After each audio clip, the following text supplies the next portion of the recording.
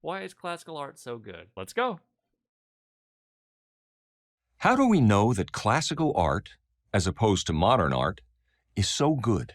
That's a balloon animal. Wait a minute. Also, this one takes talent to make too. Hey, wait. Classical art and they're playing violins? Is this supposed to be the birth of Jesus? And these are angels playing relatively modern instruments? Anachronistic. Song of the Ages, 1881. Arguably, this time frame puts it in modern art. We know it because it was produced within the demanding standards and refined principles of aesthetics, the centuries-old branch of philosophy that measures artistic quality. What a pretentious fucking hack. Painting, drawing, and sculpture employ a number of characteristics such as composition, form, color, line, texture, and movement to create beauty. I'm sorry, what a cucked way to look at art, to have to define it and limit it just by those things. Art can be made having these things in mind, and it's good, it's good to like draw attention to it, but it doesn't have to necessarily follow these standards. To the experienced eye, and even to the casual viewer, each of these is present in any work of art worthy of being called art. Composition, for instance, is the positioning of objects, elegant and controlled in the hands of a master, or awkward and haphazard in the hands of the inept. So if you're going to make that argument, awkward and haphazard, would you consider any of Picasso's paintings to be awkward and haphazard? Because, oh boy, there are some wacky ones. Pablo Picasso is generally considered, one of the great artists, right? Like, everybody knows him, right? But some of his art is, holy fuck, what is going on? And to be fair, the guy kind of went cuckoo in his mind later in life, as artists tend to do. Some of his early art was a lot more, I guess, normal. Look at this. This is like almost like a normal painting. This is not the art we associate with Picasso. Yeah, this is the Picasso we know and love. Anyway, let's go. Just draw random lines to prove a point. Pretty much. Color can be exquisitely balanced and harmonious, or garishly random and unsavory. This isn't random. You could argue this painting is unsavory, but the art here isn't random. It's very specifically set along a certain color scheme. Red of the walls, the red of the blood. Looks like there's like bubbles going up there. There's like a burnt orange on the ground. There very much is a pattern to this. It's not random. Or garishly random and unsavory. You can't convince me this is random. I know this video came 7 years later, but wow, he's fallen off. L ratio. Movement can be uplifting and dynamic, or static and perverse. Wait a minute. Is this one meant to look like a Christmas tree, but they said it'll look like a butt plug? You didn't even draw lines on this one. Uplifting and dynamic, or static and perverse. I don't even know how he quantifies that. Line. Look at that. It's uplifting. It's moving up.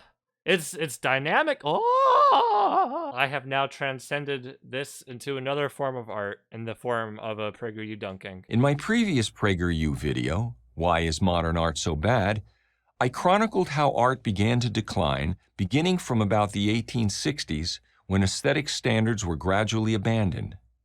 Unfortunately for... Also, this guy's not going to convince me there's not art out there that he wouldn't consider good. The arts, not everyone agrees. I'm sure you've heard the arguments. Oh, and a follow-up to that, of all the stuff he considers like weird or trashy art today, 100, 200 years from now, how much of it is going to survive? Like we have the internet now. It's easier to preserve things and, keep pictures of stuff over time, but how much of it is going to be remembered? How much of it are people going to care about 100, 200 years from now? There's going to be so much data and everything, so many pictures, so many art is going to be saved and preserved. Who's going to care about it? 100, 200 years from now, there's going to be so much shit. Only the really good stuff is going to be remembered, really. Art is simply a reflection of its time. Art isn't about technical proficiency. It's about making you think. It can be. It can be about both, or neither, really. Art is a matter of personal taste. There's no Yes. such thing as great art or bad art. Okay, I will say there is bad art. The better question is what makes it good or bad, and that's a lot harder to nail down. Where do these assumptions come from? For the most part, they are the result of art histories written and taught over the last century, not by artists, but by those in the humanities and social sciences. One of my favorites here. I just remembered this. Graphic design is my passion.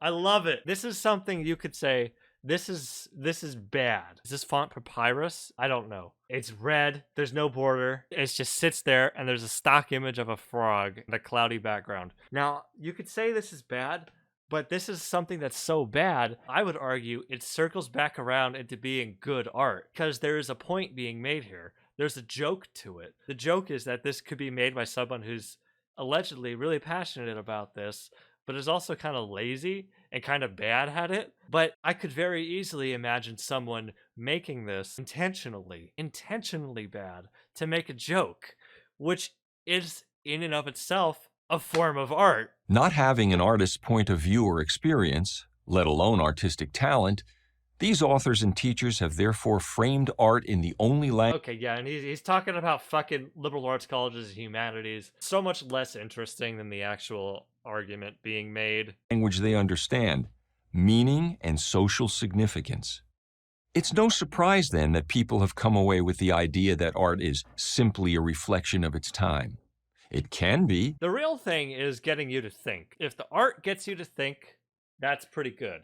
And if the art gets you to think, what the fuck was this artist thinking? That's also pretty good. If the effort of analyzing art makes you think, that is also good. The past didn't care one whit about reflecting their times. They cared primarily about creating art that looked good. Actually, a lot of the art back then that survived, art that looked good. A lot of this kind of art was commissioned by wealthy patrons. And that's why it survived, because they had the wealth to pay for it and the wealth to take care of it. Art, by definition, is a visual medium. Therefore, its meaning and ability to make you think are secondary to how it looks. After all, there can be meaning in other creative mediums like literature and music. These are art too. But the visual is what uniquely distinguishes art. Therefore, the Now this is a philosophical discussion about art. I think by most modern means, you're not going to win this one. From the perspective he's arguing from is not a winnable position in modern day. Literature is art. Music is art. All sorts of things can be art. It doesn't have to necessarily be paintings. Now, if you want to talk about paintings and sculpture specifically, I get that. But I don't know. Bringing it up like this is just kind of a red herring. It doesn't even fit. visual is what most matters. In fact, a great work can and should stand on its own without the viewer knowing anything about its meaning. That can be impossible, though. What would be a good one? I'm pretty certain if we look at a lot of art of Jesus Christ, if you look at paintings of him, but you have no idea who Jesus Christ was, the art would mean nothing to you. The art wouldn't stand on its own. Okay, this is kind of neat. There's a guy sitting here and there's a boat in the background. What's the significance of it? I don't know. Okay, there is at the sun. What's the significance? I don't know. Why is there a ring around this guy's head? Is that the sunlight? Oh, you don't know the significance. No, it just looks weird. I would argue it's pretty much impossible in the modern day world for pretty much everyone with internet access at least, to not know about Jesus Christ. It's a piece of context that is often presupposed. It becomes more about what it means and less about its pure visual experience. It might succeed as, say, journalism or social commentary, but it has failed as art. What a bullshit definition. I'm sorry. It's such bullshit. It really is. So, what do we look for to determine quality in art? It is found in the skillful execution of a... I got a good one for you. Have you heard of this one from Frida Kahlo? The Suicide of Dorothy Hale. I love this painting. I've seen this painting in person. It's here in Arizona at the Phoenix Art Museum. Long story short, there was this kind of wealthy woman, New York City, jumped from a building as an act of suicide, fell to her death. The mother of the suicide victim commissioned Frida Kahlo to make a painting of her. Um, the idea was it was supposed to be like a portrait, but Frida Kahlo is or was fucking crazy. So she painted She painted Dorothy Hale jumping to her death because that's how Dorothy Hale died. And this is the painting. Yay! I love it. Does this fail as art? Hell no. But the story behind this art makes it so much more interesting than just on its own. Because if I just saw this like normally and didn't know any of the story, I'd be like, well, that's kind of weird. But now you know the story, it's like, oh my god, that's incredible. Yeah, the mother of Dorothy Hale hated the painting. She wanted to destroy it, and her friends and family convinced her not to. And she gave it to a friend of hers for safekeeping. And then eventually the friend died, and then it kind of shuffled around for a while, was kind of disappeared, and then one day an anonymous donor gave it to the Phoenix Art Museum here in Arizona. In fact, I think I have a picture of it somewhere. Look! That's me! Standing next to a Frida Kahlo. I should post this on Instagram. I love this painting so much. Anyway, let's carry on. A visual medium. For example, in a great oil painting by the 17th century Dutch master Vermeer, the quality is there in the controlled balance of its composition, the harmony of its color, the masterful hand-eye coordination of its brushwork. I'm getting flashbacks to like my intro-level art classes and film classes at college. Oh my god, some of the students, like, shut the fuck up. When we look more closely at the soft edge between the woman's arm and her sleeve, we can see that it was achieved by Vermeer's delicate application of paint. Okay, yeah, he put some work into it. So fucking what? This is the very essence of artistic quality. Oh god. And not, by so the way, rich. because it looks realistic or photographic, if you will. Realism is simply a stylistic choice. Okay, In yes. fact, great art need not even look realistic to be great. Yeah, but where are the lines in this one? If I draw lines on this, it's gonna look all fucked up. No wonder that many people believe the myth that photography put an end to classical art, given that they assume that looking photographic was the purpose of a painting. But that was never the goal of the classical artist.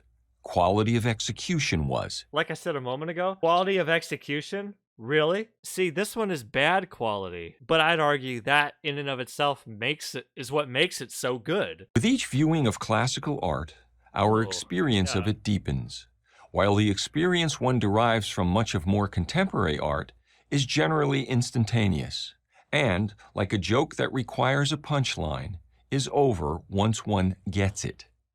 This is not to say we can't enjoy works of the modern era, but remember that quality... No, hold on. He's so wrong about that. While the experience one derives from much of more contemporary art is generally instantaneous, and, like a joke that requires a punchline, is over once one gets it. Like a joke that requires a punchline is over once one gets it? I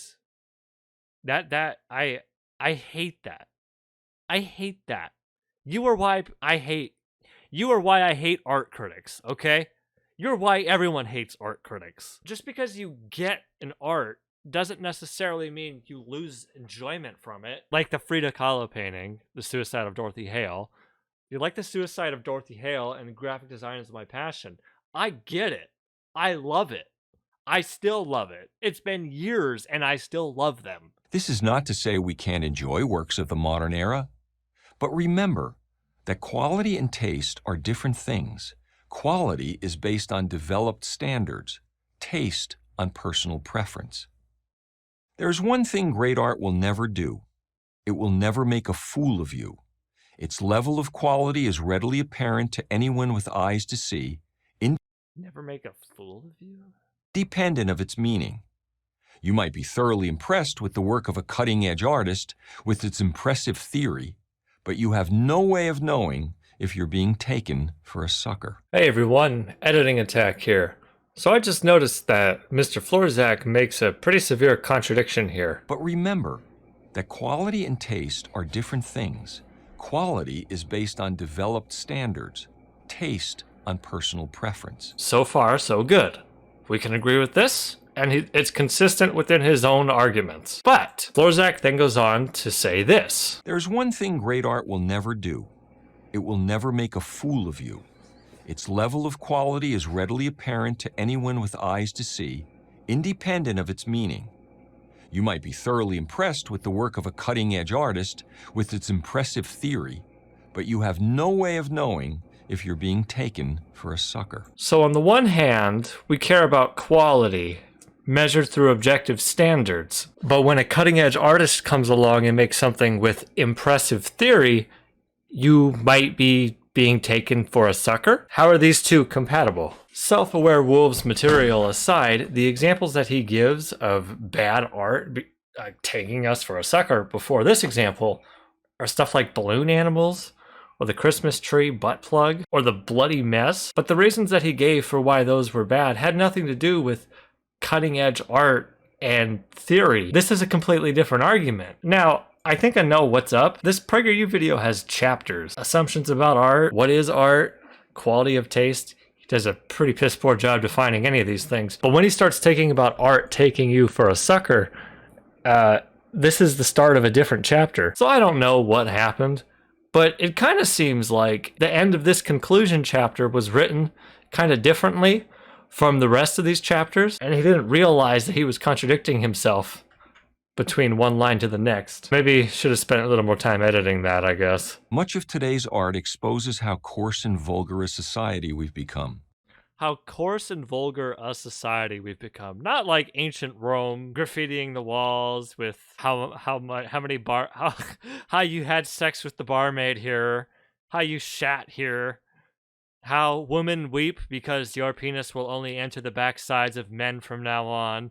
Not to mention all the art that depicts literal sexual acts in the city of Pompeii. No, we've become coarse and vulgar and degenerate today.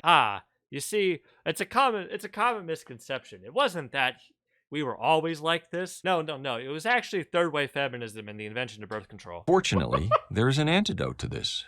You'll find it in the galleries of great museums all over the world. Ask the security guard. He'll point you in the right direction. I'm Robert Florzak for PragerU. What? Fortunately, there's an antidote to this. That didn't make sense. You'll find it in the galleries of great museums all over the world. Ask the security guard. He'll point you in the right direction. What, the door? The bathroom? I'm Robert Florzak that didn't for make PragerU sense, University. Robert. Mr. Robert, was it? I'm afraid the subject... The emotion in lines within your PragerU videos are very lacking, and I find the color to be kind of bland. It's a simple blue and orange. You could have a little more splash, a little more flavor. I'm afraid I'm going to have to give your PragerU videos, they're going to be, I'm going to give them an F. I'm sorry. It's a high F, but I'm going to say 5 out of 10. Really, your arguments were kind of contradictory. You didn't quantify them. I'm afraid the arts artistically left a lot to be desired. It really makes me kind of hungry for someone with a little more passion for what they do, you know? But I'm just not feeling it with your art. All right, enough of that. Hey everyone, thanks for being patient. I'd like to give a thank you to the January patron backers. ASU Asian Woman, Benjamin Kessler, Boris Lowe, Ian Diaby, Here Comes the Rat, James Paul, Jai Palamo, Jenna Sweet, Lionel, and Mellow Cheddar.